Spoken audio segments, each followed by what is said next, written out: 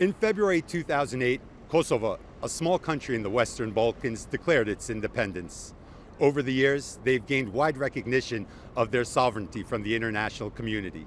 We sat down with President Vjosa Osmani to discuss the integration of her country into the Euro-Atlantic region, the impact of the war on Ukraine, and what it's like to be a woman in politics. I'm Yusuf Aram, and you're watching One on One.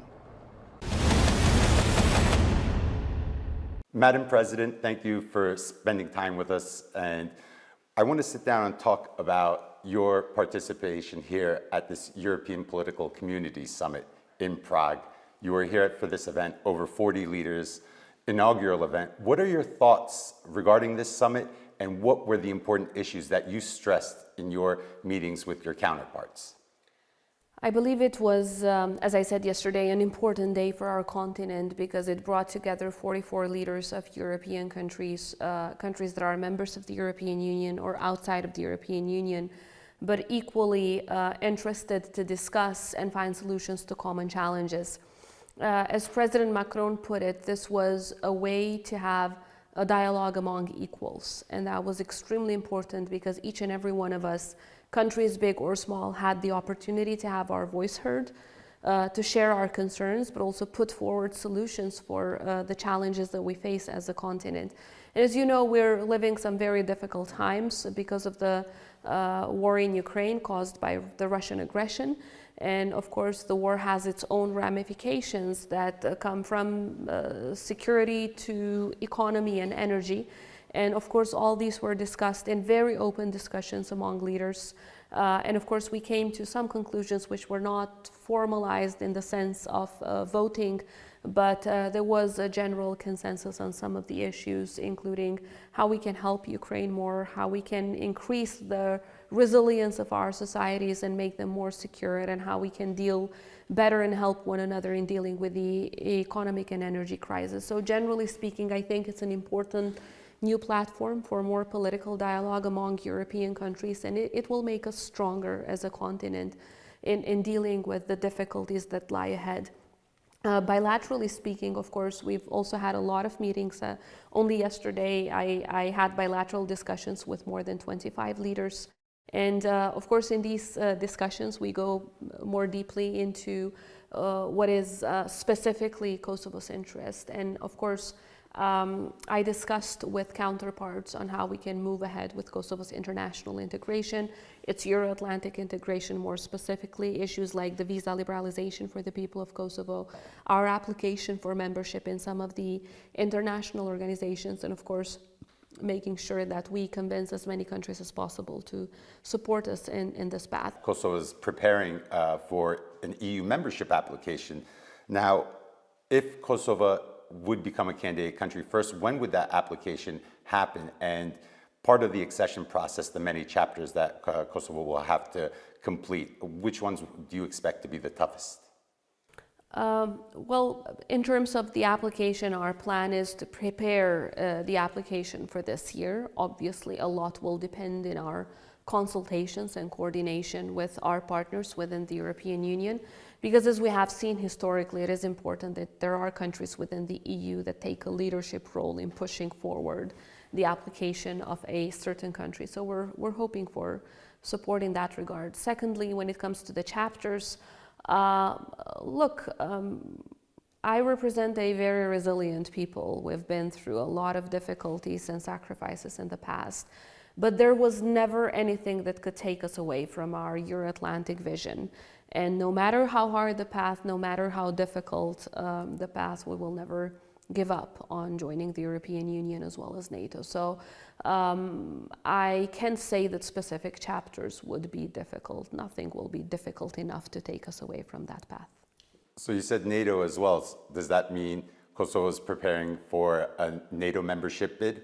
So what we're discussing right now with our allies in NATO is to start with joining Partnership for Peace as the first step towards joining NATO. And then, of course, once we join PFP, for which we're trying to build a consensus around this idea, first of all, then of course it will be much easier to then join NATO. We believe it's not only in Kosovo's interest, but also in the interest of the alliance to have as many countries from the Western Balkans join. So I strongly believe that, as NATO has confirmed in its latest summit, that it has its doors open for the countries of the Western Balkans, that the more countries join, the more peace and security in our part of the world, therefore more peace and security for the entire continent. There's 4 countries in NATO that don't recognize Kosovo. Now, that's obviously going to be a hurdle. What is Kosovo doing to increase its international recognition, especially amongst EU members and NATO members?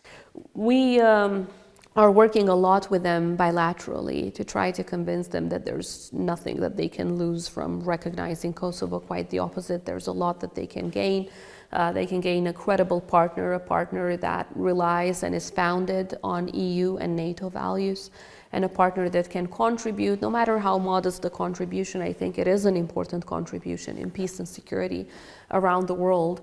The war in Ukraine has had tremendous secondary impacts, whether it be rising inflation or energy prices, energy shortages, food shortages. How is Kosovo dealing with these issues?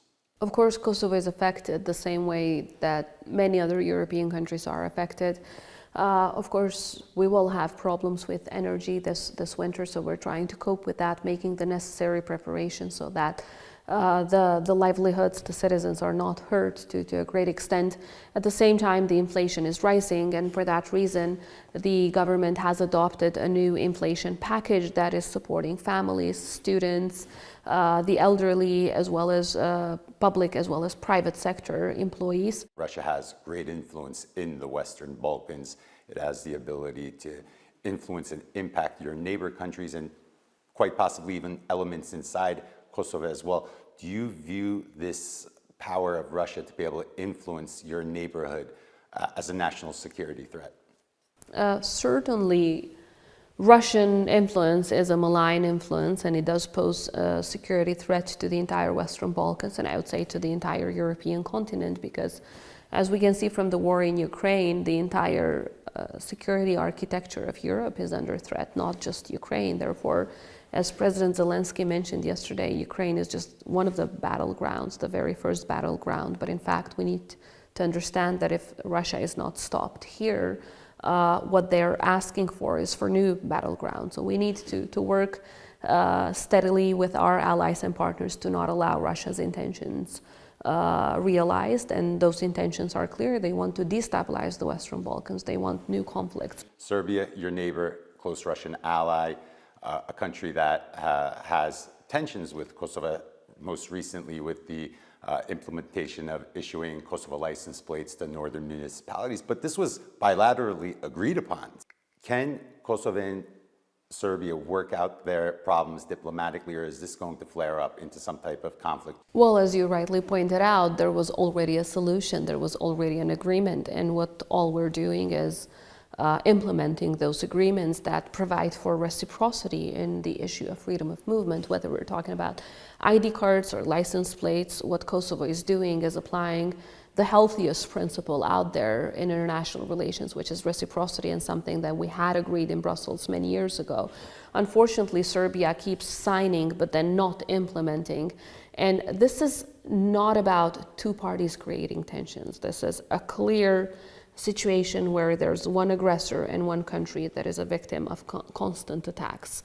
In this case, Kosovo is under constant attacks by Serbia, who has clear territorial pretensions against Kosovo. So they are using Putin's playbook to try to annex Kosovo territories, but of course we will not allow them, because Kosovo has invested in its own defense capabilities, and at the same time our hard-earned freedoms are not something that we will ever give up on. How is Kosovo's relationship today with Turkey? How's your relationship with Turkish President Recep Tayyip Erdogan?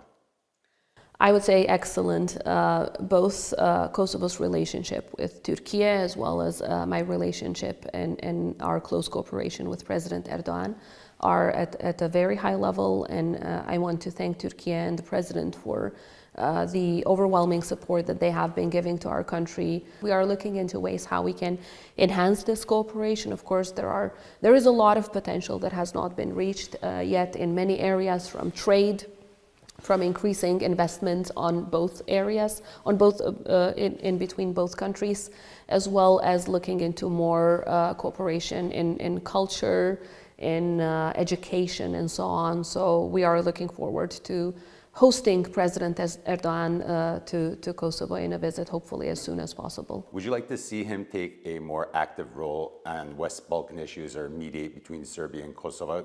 I believe President Erdogan can have a very important role in convincing Vučić that the only way forward for long-term peace and stability in the Western Balkans is for Serbia to recognize Kosovo and for there to be a mutual recognition, because that's the solution that actually brings long-lasting peace. Half solutions can provide for perhaps something only mid-term, but in fact we need to work towards mutual recognition, and I believe that President Erdogan's role there is important. But at the same time, as you know, the process of negotiations or dialogue, to be more concrete, between Kosovo and Serbia is right now led by the European Union. So far, there have been many agreements that were reached. Unfortunately, the biggest problem that exists out there in this entire process is that Serbia is not implementing what it has signed. It's not honoring the agreements that it has signed and the promises that it has made.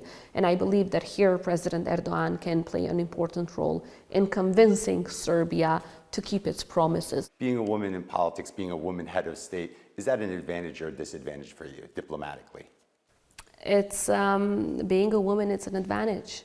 It makes you understand problems better, approach them in a way towards finding better solutions, more sustainable solutions. It makes you more understandable towards other parties. It's easier to try to put yourself in other people's shoes. So it creates a much better environment for more understanding with everyone that you speak. And I think it's very important that as women, we as statistically proven, when women are at the table in peace processes, in dialogue processes, solutions are more easily reached, solutions that contribute to peace, that are more sensitive towards the rights and especially human rights of the citizens that we represent, more approachable when it comes to social issues, the most acute problems that concern our citizens, the citizens that we represent. So all in all, the conclusion is the more women in politics, in high-ranking positions, in decision-making powers in the world, the better and more peaceful the world will be. Vjosa Osmani, thank you for joining us on One on One. Thank you very much. Çok teşekkürler. Ben teşekkür ederim.